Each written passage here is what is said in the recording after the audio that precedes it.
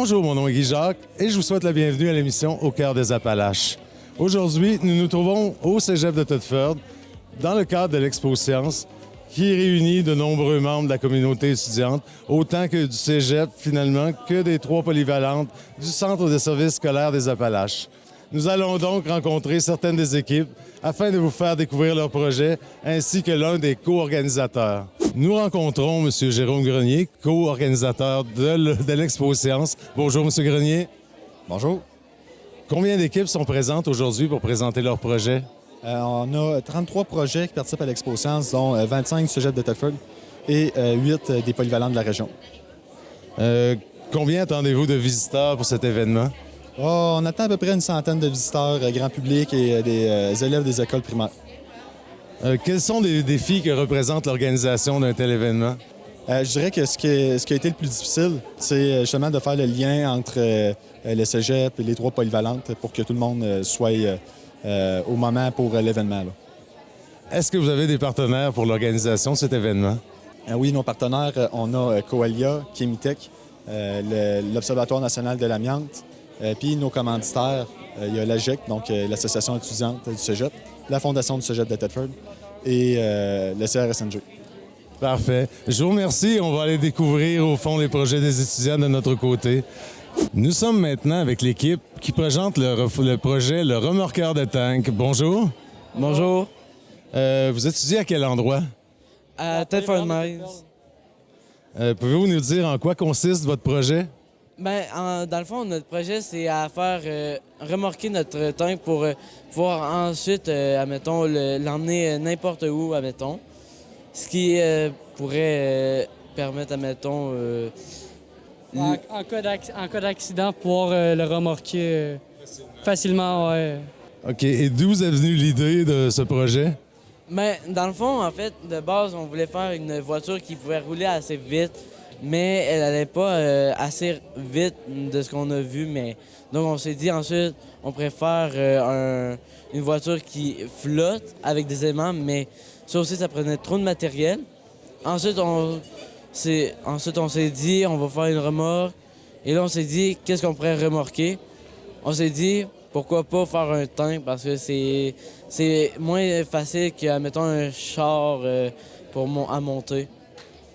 Est-ce qu'il y a eu des défis dans votre projet que vous avez rencontrés? C'est... avant d'arriver à ce résultat final-là, c'était erreur par-dessus erreur. Là, on apprend, là.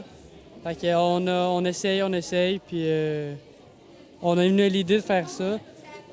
Comme Léo a dit, au début, on a essayé de le faire rapidement, mais c'était plus un char de travail.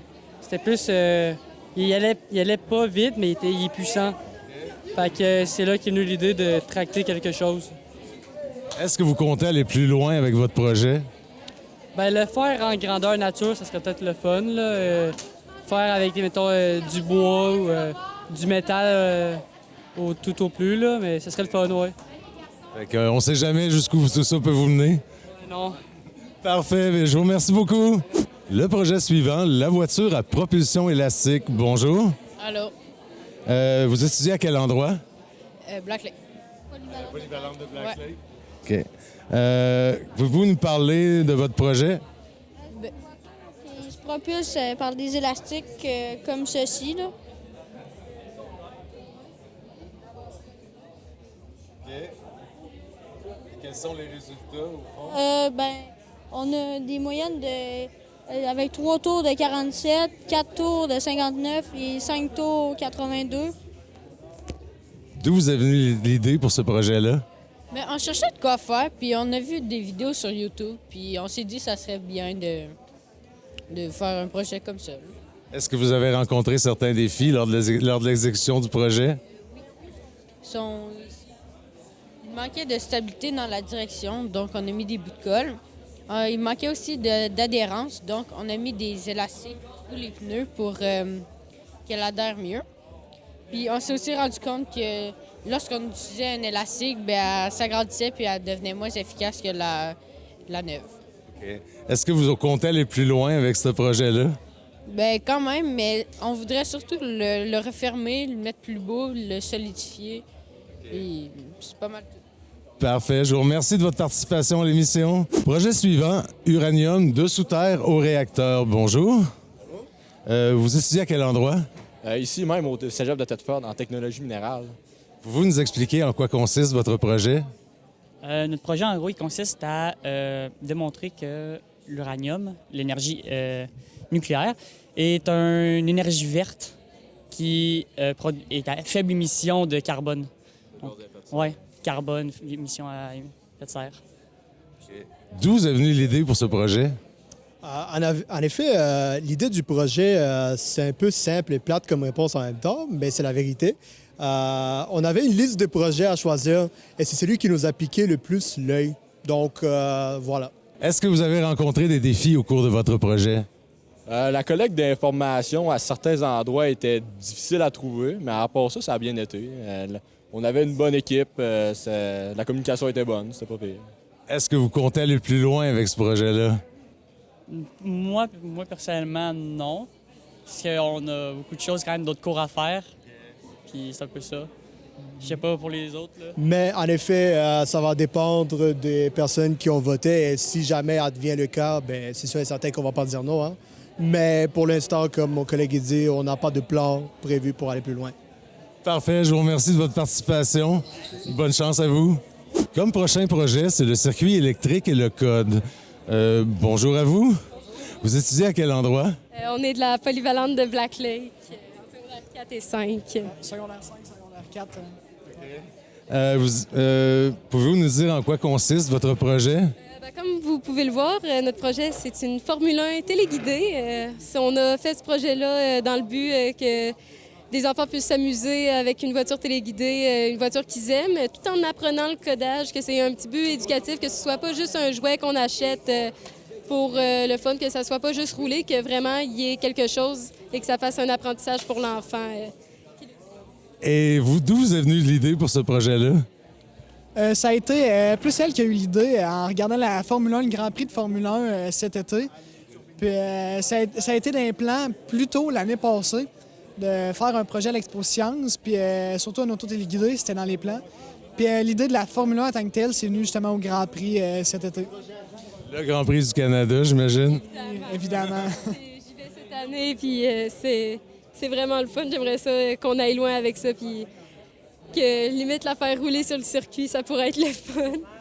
Est-ce que vous avez rencontré des défis lors de la réalisation de ce projet? Oui. Plus de défis qu'autre chose, oui. C'était surtout à moi au niveau du code puis de la programmation. Faire communiquer le récepteur et l'émetteur de la manette parce que, si je prends 2 secondes, la manette et la voiture sont sans fil. Et ça communique par onde. Ça a été assez difficile de faire communiquer, de recevoir. Et aussi au niveau du train arrière et train avant, il y a beaucoup de résistance avec les systèmes Lego. Ça a été un défi de faire fonctionner ça. Et est-ce que vous comptez aller plus loin avec votre projet? C'est ce qu'on espère de tout cœur. On a travaillé fort, on est fiers de ce qu'on a fait et on aimerait vraiment que d'autres gens aient la chance de le voir. Eh bien, félicitations à vous. Bonne chance. Alors, le projet suivant, c'est la couche d'ozone s'affaiblit et l'apocalypse climatique commence. Bonjour. Bonjour, je m'appelle Audrey Jacques. Je m'appelle Kirsten Brown. Vous étudiez à quel endroit? Je suis en secondaire 3 actuellement à la polyvalente de Black Lake. Moi, je suis en secondaire 4 à polyvalente de Black Lake aussi. Pouvez-vous m'expliquer en quoi consiste votre projet? Notre projet consiste de sensibiliser les autres au réchauffement climatique et à la couche d'ozone. OK. D'où est venue l'idée pour ce projet? À cause récemment des décisions politiques du président Donald Trump. Il ne fait pas vraiment d'action. Il a enlevé les États-Unis de l'acte de Paris. En réfléchissant à ça, on s'est dit pourquoi ne pas en jaser? Parce que c'est l'actualité qu'on vit en ce moment. C'est peut-être pas au Canada ici, mais c'est nos voisins qui sont en dessous de nous, aux États-Unis. Et leur action va avoir des conséquences également sur nous. Exactement, oui. Est-ce que vous avez rencontré des défis au cours du projet? Le temps. Le temps, ça serait... Le temps, parce que moi puis elle, on aime ça travailler dernière minute, là. Donc, tu sais, on a tout fait ça à la main aussi. Donc, ça a pris beaucoup de temps. Ouais. Est-ce que vous comptez aller plus loin avec ce projet-là, le présenter ailleurs? Non, malheureusement, on a fait le rapport, mais on l'a pas donné parce qu'on pensait pas qu'on était assez bonne pour comme, aller plus loin. Là. Mais tu sais, on a vu nos juges, puis chacun des juges, puis tout le monde qu'on a présenté à date, ils nous ont dit qu'on aurait dû le faire, ils nous verraient, genre, aller plus loin avec notre projet. Donc, je pense qu'on le regrette un petit peu, là. On voulait participer, mais je pense que c'était trop tard. Ouais. Mais regarde, c'est un moyen de faire prendre conscience aux gens de la situation problématique dans laquelle on vit. Et que je vous félicite et passez une belle journée. Comme prochain projet, nous vous présentons les intestins alliés du futur. Bonjour à vous deux. Bonjour. Vous étudiez à quel endroit? Sciences de la nature. À Thetford Mines.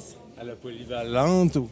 Cégep de Cégep, ok. Ouais. Pouvez-vous nous décrire finalement votre projet, en quoi il consiste? En fait, notre projet parle de la transplantation fécale. C'est comme une procédure médicale qui consiste à transférer des selles d'un donneur sang dans le tube digestif d'un patient receveur. En fait, dans le but de restaurer puis modifier sa microbiote intestinale. Puis ça parle plus genre comment la transplantation fécale elle aide au traitement anticancéreux. Comment vous est venue l'idée de ce projet-là? En fait, c'est la mère de ma camarade qui a proposé ce sujet-là. Puis quand elle m'en a parlé, ben moi, j'ai comme, c'est quoi ça? Je suis pas au courant de ça. Depuis quand que ça existe, ça, la transplantation de microbiote fécal pour aider au traitement anticancéreux? Fait que je me suis dit, si moi, je connais pas ça, c'est probablement la plupart des gens qui connaissent pas ça. Là. Fait que c'est sûr que ce sujet-là était intéressant de base à cause de ça. Est-ce que vous avez rencontré des défis au cours de la conception du projet?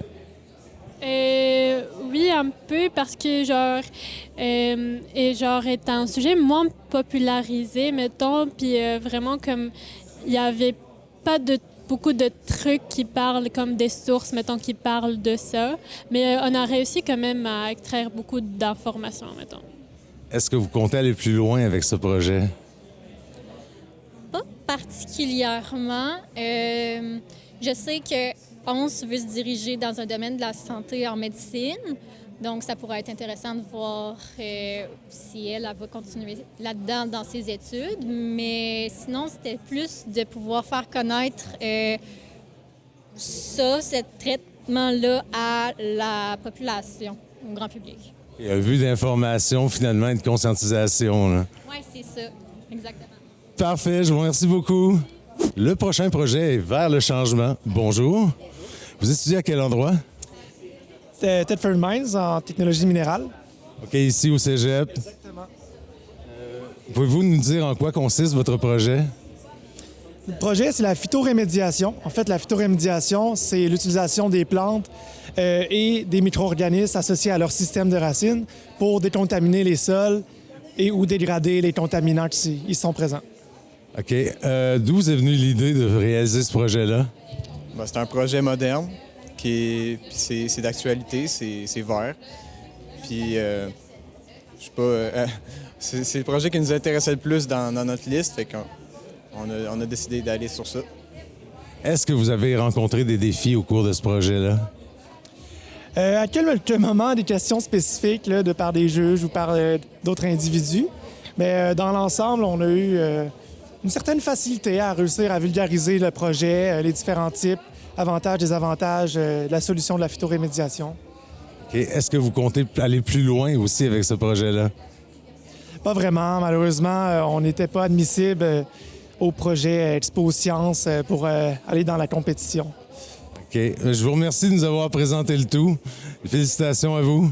Comme prochain projet, c'est le moteur Stirling quand la chaleur rencontre l'innovation. Bonjour à vous deux. Bonjour. À quel endroit étudiez-vous? Les polyvalents de Thetford Mines. Polyvalents de Thetford Mines, les deux. Pouvez-vous m'expliquer en quoi consiste votre projet?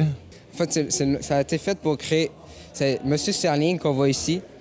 Il a eu l'idée de faire ce modèle-ci pour pouvoir remplacer le moteur à vapeur que, comme vous le savez sûrement, la chaudière explosait. Donc, c'est ça, il a eu l'idée de faire ça. En fait, c'est très simple. Ça fait juste chauffer ça. Ça chauffe le bout de l'éprouvette.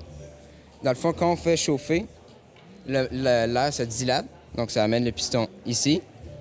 Ensuite, ça refroidit, puis là, ça se compresse. Puis là, ça revient, puis ainsi de suite. Ce qui crée un mouvement, finalement. Ouais. Ça peut créer de l'électricité. On peut s'en servir de plusieurs manières. OK. D'où vous est venue l'idée de concevoir ce projet-là? L'idée nous est vraiment venue des anciens moteurs parce que nous, notre but, c'est vraiment de savoir comment ce moteur-là avait révolutionné le monde par rapport à l'ancien moteur. Fait que on a décidé de faire ce moteur-là pour expliquer comme tous les changements, tout ce qu'ils ont amélioré. Puis le but, c'est vraiment de montrer c'est parti de où puis ça a fini où. Est-ce que vous avez rencontré des défis au cours de la conception du projet? C'était lesquels? Alpha, c'est qu'il y avait trop de friction dans le moteur. Donc, on a essayé d'aider. On a tout modifié, tout le système ici. Tout le système ici, on l'a tout modifié pour que ça soit plus facile à faire tourner. On a percé des trous pour que ça soit plus facile à faire tourner.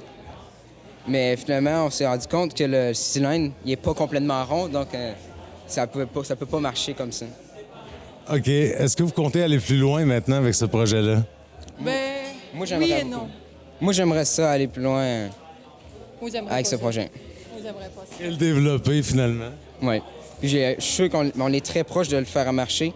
C'est sûr que si j'irais plus loin, je le ferais marcher. C'est sûr. OK. Bien, je vous félicite pour votre projet et bonne poursuite dans vos études.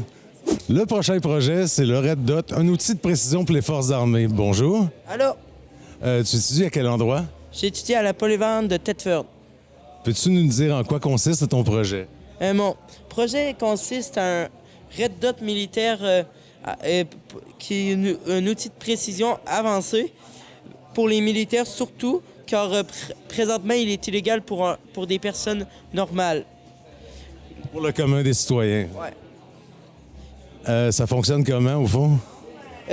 Il y a un laser là qui fait que ça va comme au milieu. Ça rend très précis les tirs, surtout pour les militaires. Mais malheureusement, on l'a fermé pour la batterie pour pas qu'on puisse l'utiliser parce qu'on n'avait pas le droit à l'expo-science parce qu'il est illégal. On n'a pas le droit de l'avoir, ce laser-là. Pas l'avoir fonctionnel, au fond. Peux-tu nous dire d'où est venue l'idée de ce projet? J'étais avec mon ami. Puis là, je voulais faire l'expo-science. Lui, il savait pas c'était quoi. Puis là, il m'a proposé ce projet-là, puis on a décidé de le faire. Est-ce que vous avez rencontré des défis au cours de la création du projet? Oui, quand même beaucoup, parce qu'au début, on avait fait une taille plus petite, mais on a vu que le matériel était pas bon, mais ça veut dire qu'on a dû le réparer au complet. Puis là, on l'a refait au complet. OK. Est-ce que vous désirez aller plus loin avec le projet? Peut-être que oui, parce que on pourrait améliorer les vitres, parce que là, présentement, il y a un mauvais budget, puis ils sont un peu moins utiles. Mais si on améliorait, on pourrait beaucoup améliorer le Red Dot, puis on pourrait aller très loin avec. Hey, parfait. Je vous remercie beaucoup et bonne chance dans vos démarches. Ce soir, nous sommes au club de golf et curling de Thetford Mines afin de vous faire découvrir le parcours plein air Luminata, érigé dans les sentiers de raquettes de l'endroit. Bon, alors, bonjour tout le monde. Ça me fait vraiment plaisir. Je vais me lever. Ça me fait vraiment plaisir de vous accueillir au golf et curling de Thetford Mines. Je dis golf et curling parce que cette année, on a entrepris une démarche pour revoir un peu notre image, la façon de se présenter aussi, puis s'inscrire dans une démarche qu'on a commencée il y a maintenant 2 ans, mais on veut devenir, puis vous allez le comprendre, un centre récréo-sportif dans la région. Parce que oui, le golf et le curling, c'est les 2 activités qui se pratiquent ici depuis plus de 100 ans. Mais c'est ajouté la raquette, c'est ajouté le ski de fond, c'est ajouté les simulateurs pour le golf intérieur, puis il y a peut-être d'autres activités qui viendront. Donc, on est rendu vraiment en plein centre-ville, un lieu où on peut pratiquer plusieurs activités sportives et récréatives. Parce que les gens qui pratiquent leurs activités ici, ce n'est pas nécessairement pour la performance, mais c'est pour s'amuser, c'est pour se tenir en forme, c'est pour socialiser. Donc, on veut devenir un endroit où les gens viennent socialiser, viennent s'amuser, viennent passer du bon temps. Donc, c'est ça qu'on est en train d'instaurer. Puis, grâce à Maurice et à Yvon, 2 piliers des sentiers de raquettes. C'est vraiment eux qui ont développé tout ça. C'est eux aussi qui ont eu l'idée du sentier lumineux, qui ont fait les démarches au nom du club de golf pour obtenir de l'aide de nos partenaires. Donc, c'est eux qui vont vous présenter l'activité. Mais je tiens vraiment à les remercier pour tout le travail qu'ils ont fait, puis remercier tous les gens qui ont travaillé avec eux. Parce que je sais qu'ils sont capables d'aller chercher, lorsque c'est nécessaire, de l'aide, et ils l'ont fait, puis vous allez voir le résultat ce soir. J'aimerais aussi remercier les gens des médias qui sont ici. Déjà, l'activité circule beaucoup, 6, 7, 8 mars. Déjà, ça circule beaucoup sur les réseaux sociaux. On a un nom maintenant pour notre activité. Je vais laisser Maurice et Yvon vous en parler. Mais on s'attend quand même à avoir un bel achalandage. Puis on vous réserve la priorité ce soir. Vous allez être ceux qui, les premiers, allez voir le travail qui a été réalisé par les bénévoles et l'équipe que chapeautent Yvon et Maurice. Nous sommes en compagnie du maire, M. Marc-Alexandre Brousseau. Bonjour, M. Brousseau. Bonjour. Quelles sont vos premières impressions par rapport au projet qui nous a été présenté ce soir? Bien, très content de voir que ça revient avec une formule revampée, améliorée. Donc, on n'a pas eu l'occasion encore de la découvrir. On sort dans quelques minutes. Mais disons que l'impression que ça nous avait laissé l'année dernière était déjà excellente. Donc, on peut juste s'attendre à ce qu'on soit émerveillé une fois de plus. Quel bénéfice pour en retirer la population, d'après vous? Bien, c'est une des raisons, entre autres, pour laquelle la MRC des Appalaches embarque dans ce projet-là, c'est de faire en sorte d'inciter les gens à aller dehors, à aller bouger. Donc, avoir des sentiers de raquettes comme ça, qu'on peut faire à pied aussi sans raquettes, là. Mais c'est une belle occasion de sortir, d'aller prendre l'air, puis de voir ce qui se fait de beau aussi. Hein. Le type de golf et curling, c'est pas parce qu'il y a juste golf et curling dans le nom qu'il y a juste ça à faire ici. Il y a plein d'autres activités. Puis c'est une belle façon de redécouvrir le club ici, qui est situé en plein centre-ville. Donc, je pense que c'est tout le monde qui est gagnant. Là. Ce qui représente un avantage d'être en plein centre-ville, en plein milieu de la ville, effectivement. En plein milieu de la ville, qui, elle, comme ville, est en plein milieu de la MRC aussi. Donc, ça donne l'occasion à plein de monde de venir faire leur tour.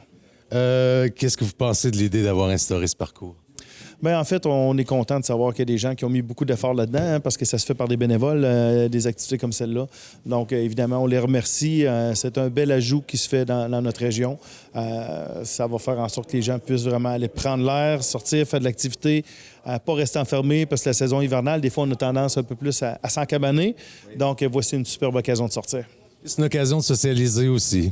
Oui, de voir du monde, en fait, hein, parce que c'est ça, il faut prendre la peine de sortir, puis aller s'oxygéner, puis pourquoi pas le faire en groupe. Bien, je vous remercie beaucoup de votre intervention, M. Brousseau, et au plaisir. Merci beaucoup de m'avoir reçu. Alors, nous sommes en compagnie de M. Maurice Grégoire et de M. Yvon Meilleur, du club de raquettes, tous les deux ici au club de golf et curling de Thetford Mines, pour vous parler effectivement de l'événement Luminata. Bonjour à vous deux. Bonjour. Bonjour. Est-ce la première fois que vous organisez un tel parcours?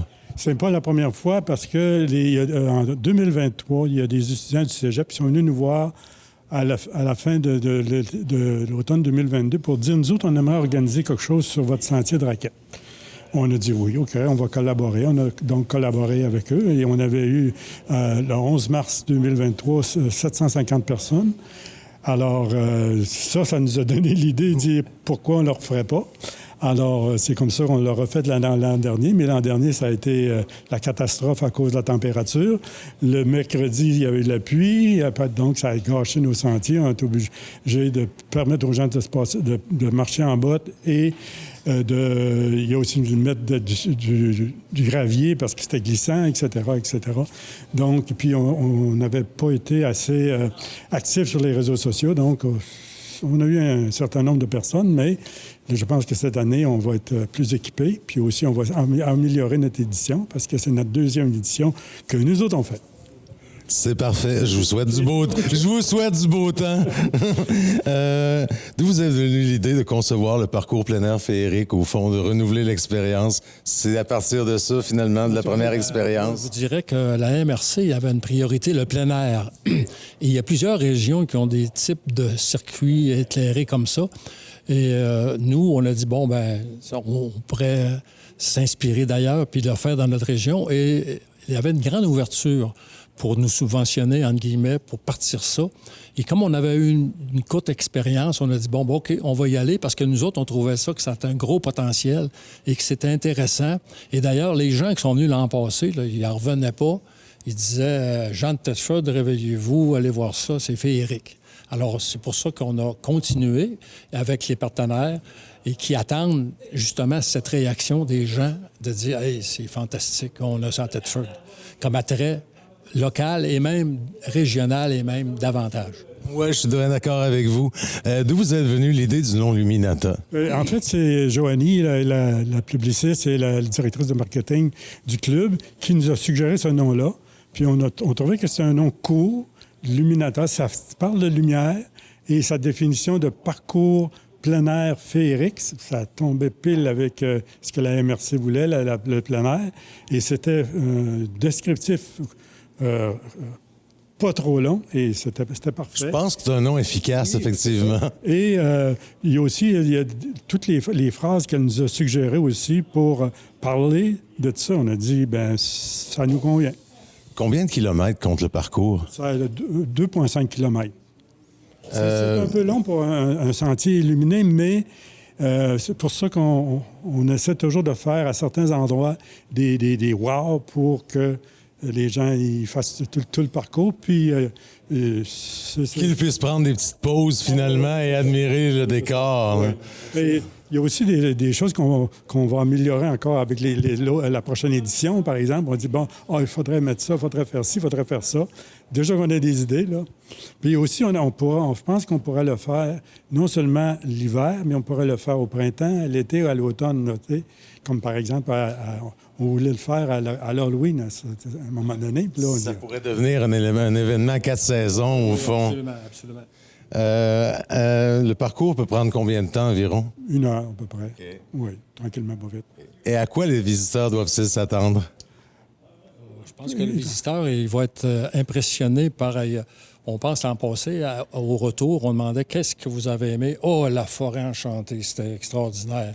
Oh, les triangles. » Là, ils nous disaient les points forts. Et c'est là-dessus qu'on veut. On circule avec des éclairages différents partout. Puis là, on dit, ben là, il faut créer... Oh, wow, qu'est-ce que c'est que c'est? C'est ça. On met plus de wow. Par exemple, dans la première section, à un moment donné, il y a comme un petit pont, mais le pont, il est illuminé. Il y a un autre on a mis une structure. La structure est illuminée. Puis il y a aussi à côté, il y a tel arbre qu'on peut illuminer. Donc, c'est ça qu'il faut ajouter. Puis, Et puis, on reçoit les commentaires des gens qui nous disent « Ça, on a aimé ça ». Et entre autres, par exemple, les enfants, ça nous a impressionnés. Ils courent après les lutins, après les lapins. Que cette année, on a décidé d'éclairer. L'an passé, ils n'étaient pas éclairés, mais là, on les a éclairés. Et les enfants, ils entourent les lapins, ils entourent les lutins pour se faire photographier. Puis eux autres, c'est plus ça qui les attire. Alors, c'est pour ça que quand on a revenu cette année, on a demandé à M. Grenier, hey, les enfants ont aimé ça, puis il nous en a fourni davantage. Vous créez de l'émerveillement, au fond. Vous créez de l'émerveillement auprès des enfants. Et les enfants, ils sont émerveillés, les parents sont contents, puis ça fait une belle soirée familiale. Ça fait le bonheur de tous. Oui, c'est ça, c'est une belle expérience. Nous sommes venus découvrir le tout ce soir, mais à quel moment le parcours va être accessible? Ça sera donc jeudi le 6 mars, vendredi le 7 mars et samedi le 8 mars, donc la fin de la semaine de relâche. Alors, c'est ouvert de 18h30 à 21h. Ça peut se faire en raquette et aussi, c'est possible en botte, parce qu'à un moment donné, on peut prêter des raquettes, mais... Les réserves sont pas inépuisables. C'est ça, oui. Absolument. Il y aura un chansonnier sur place aussi lors de 2 de ces soirées-là. Je crois que c'est le 7 puis le 8, si je me trompe pas. Exactement, vous avez raison, c'est ça. Donc, le vendredi et le samedi. Quels sont les équipements qui seront acceptés sur le parcours? Bien, les gens peuvent venir avec un traîneau pour les plus petits. Il y a aussi pour les chiens, par exemple, on demande aux gens de venir avec leurs chiens plutôt vers 8 heures. Okay. Le gros de l'achalandage va être passé. Et aussi avec une laisse courte pour que les gens soient en sécurité, si on peut dire. Vous m'avez dit... Les parents peuvent amener les enfants en traîneau aussi. Okay. Et ils peuvent apporter un traîneau puis mettre les enfants dedans, les jeunes enfants. Là. C'est arrivé l'an passé, d'ailleurs. Okay. Donc, le projet pourrait se renouveler, est appelé à se renouveler, finalement. C'est notre espérance, si on peut dire. C'est pour ça qu'on veut en faire une bonne bon exercice, que ça soit un succès. Et le succès, c'est le garant de l'avenir. Oui, en effet. Est-ce que vous avez des partenaires pour cet événement? Oui, bien, les partenaires, c'est la MRC, c'est Desjardins et c'est la Fondation Donald Grenier. Alors, et la Ville de Thetford. Et la Ville de Thetford. La Ville de Thetford aussi nous avait donné 10 000 donc c'est ça. Puis aussi, la Ville nous prête de l'équipement, puis toutes sortes de choses comme ça. L'an passé, ils nous avaient prêté des génératrices. Ça. Puis on a des gens... plusieurs collaborateurs aussi en dehors des bénévoles. Et des bénévoles, là, absolument. Pour assurer la réussite de absolument, ça prend ça. C'est une œuvre commune. Je voyais déjà sur les réseaux sociaux, il y avait déjà beaucoup d'engouement. Je pense que ça va être un bon succès. Du moins, je vous le souhaite. On l'espère. Puis les gens, pour 10 ils peuvent profiter d'un café ou d'un chocolat chaud à l'intérieur du club. Alors, c'était vraiment une activité très accessible, facile à utiliser, facile à en profiter. En plein cœur de la ville. Oui, et pour se réjouir le regard et s'émerveiller aussi. Oui. Donc, on invite toute la population à se joindre, à venir participer à votre événement. Merci de nous avoir donné l'occasion d'en parler. Mais ça a été un plaisir pour nous. Merci beaucoup. Wow.